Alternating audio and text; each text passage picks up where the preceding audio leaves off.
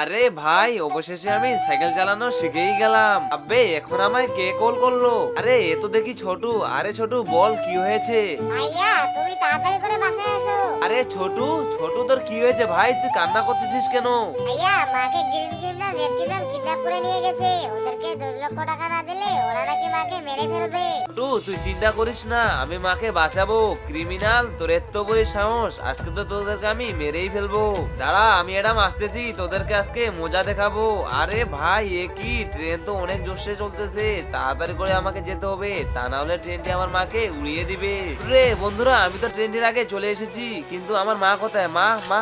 আরে এ কি? ওই তো আমার মা সামনে। তাড়াতাড়ি করে আমার মাকে আমাকে বাঁচাতে হবে।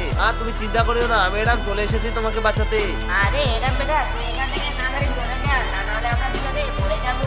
মা, মা! বাঁচতে হলে দুজনে একসঙ্গে বাঁচবো, আর মরতে হলে দুজনে একসঙ্গে মরবো।